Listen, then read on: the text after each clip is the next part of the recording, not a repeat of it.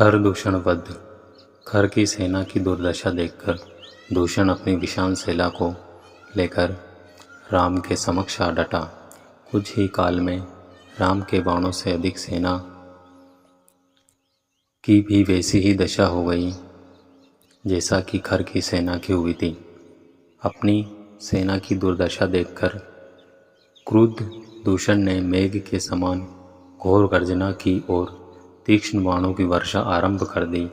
उसके इस आक्रमण से कुपित होकर राम ने चमकते हुए खुर से दूषण के धनुष को काट डाला तथा एक साथ 4 बाण छोड़कर उसके रथ के चारों घोड़ों को बींध दिया, जिससे चारों घोड़े निष्प्राण होकर भूमि पर गिर पड़े। पुनः राम ने एक अर्धचंद्राकार बाण छोड़कर दूषण के सारथी के सिर को धड़ से अलग कर दिया। इस पर क्रोधित दूषण एक परिध उठा कर राम को मारने झपटा। राम ने उसे भी पलक झपकते ही अपना खड्ग निकाल लिया और दूषण के दोनों हाथ काट डाले। पीड़ा से चटपटाता हुआ वह मूर्छित होकर धाराशाही हो गया। दूषण की ऐसी दशा देखकर सैकड़ों राक्षसों ने एक साथ राम पर आक्रमण कर दिया। प्रत्युत्तर में रामचंद्र ने स्वर्ण तथा वज्र से निर्मित तीक्ष्ण बाण छोड़कर उन सभी राक्षसों का नाश कर दिया। इस प्रकार से दूषण सहित उसकी अपार सेना यमलोक पहुंच गई। अब केवल 2 ही लोग शेष रह गए थे, खर और उसका सेनापति त्रिशिरा। खर का मनोबल टूट चुका था, अतः उसे धैर्य बांधते हुए त्रिशिरा ने कहा, हे राक्षस राज, धैर्य धारण कीजिए। मैं अभी राम का वध करके अपने सैनिकों के साथ वध का प्रतिशोध लेता हूँ। मैं प्रतीक्षा करता हूँ। मैं उस तपस्वी को अवश्य मारूंगा, अन्यथा युद्ध भूमि में अपने प्राण त्याग दूंगा। खर को सांत्वना देकर वह राम की ओर द्रुत गति से झपटा और उसने अपनी ओर आते देखकर राम ने तत्परतापूर्वक बाण चलाना आरंभ कर दिया। राम के बाणों से त्रिशिरा के सारथी घोड़े तथा ध्वजा कट गए तथा सारथी विहीन रथ विहीन सेनापति हाथ में गदा लेकर राम की ओर दौड़ा, किंतु पराक्रमी राम ने उसे अपने निकट पहुंचने से पहले ही तीक्ष्ण बाण छोड़ा जो उसके कवच को चीरकर हृदय तक पहुंच गया। हृदय में बाण लगते ही त्रिशिरा हतप्राण होकर भूमि पर गिर पड़ा। उस स्थान की सारी भूमि रक्त रंजित हो गई। सेनापति के वध हुआ देखकर क्रुद्ध खर राम पर अंधाधुंध बाणों की वर्षा करने लगा। उसके बाण वायुमंडल में सभी दिशाओं में फैल गए। इस पर राम ने अग्नि बाणों की बौछार करना आरंभ कर दिया और भी क्रुद्ध होकर खर ने एक बाण से रामचंद्र के धनुष को काट दिया। खर के इस अद्भुत पराक्रम को देखकर यक्ष गंधर्व आदि भी आश्चर्यचकित रह गए, किंतु अदम्य योद्धा राम तनिक भी विचलित नहीं हुए।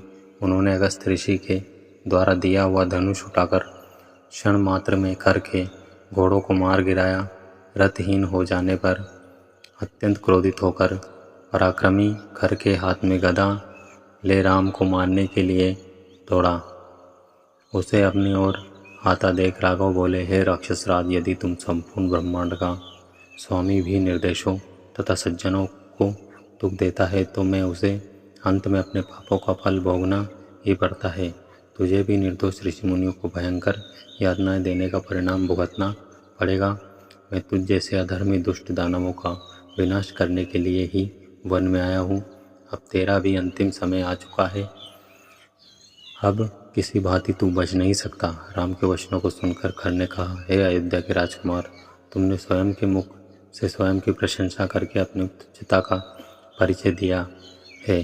तुमने इतना समर्थ नहीं है कि तुम मेरा वध कर सको। मेरी यह गदा आज तक तुम्हें चिर निद्रा में सुला देगी। इतना कहकर खर ने अपनी शक्तिशाली गदा को राम के हृदय का लक्ष्य करके फेंका। राम ने एक ही बाण से उस गदा को काट दिया और एक साथ अनेक बाण छोड़कर खर के शरीर को शत विशत कर दिया। शत विशत होने पर भी खर क्रुद्ध सर्प की भांति राम की ओर झपटा। उसे अपनी ओर लपकते देखकर राम ने अगस्त्य मुनि द्वारा दिए गए एक ही बाण से खर का हृदय चीर डाला। भयानक चित्कार करता हुआ खर विशाल पर्वत की भांति धराशायी हो गया और उसकी यह लीला समाप्त हो गई। राम के विजय पर ऋषि मुनि तपस्वी आदि उनकी जय जयकार करते हुए उन पर पुष्प वर्षा करने लगे। उन्होंने राम की धूरी धूरी प्रशंसा करते हुए कहा, हे राघव, आपके इस महान उपकार को दंडक वन में निवासी तपस्वी कभी नहीं भुला सकेंगे। इन राक्षसों ने अपने विप्लव से हमारा जीवन, हमारी तपस्या, हमारी शांति सब कुछ निष्प्राय कर दिए थे। आज से हम लोग आपकी कृपा से निर्भय और निश्चिंत हो गए हैं।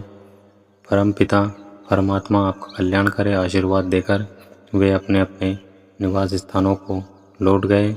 लक्ष्मण भी सीता को गिरी कंदरा से लेकर लौट आए और महापराक्रमी पति की धैर्य गाथा सुनकर सीता का हृदय गदगद हो गया। तो दोस्तों, ये वीडियो थी संपूर्ण रामायण के अरण्यकांड भाग 8 खरदूषण का वध। यह वीडियो आपको कैसी लगी हमें कमेंट करके ज़रूर बताएं, और वीडियो अच्छी लगी हो तो वीडियो को अपने परिवार वाले लोगों के साथ शेयर ज़रूर करें। और ऐसी और वीडियोज़ के लिए बने रहें हमारे यूट्यूब चैनल के साथ। वीडियो में अंत तक बने रहने के लिए सबका धन्यवाद। जय श्री राम।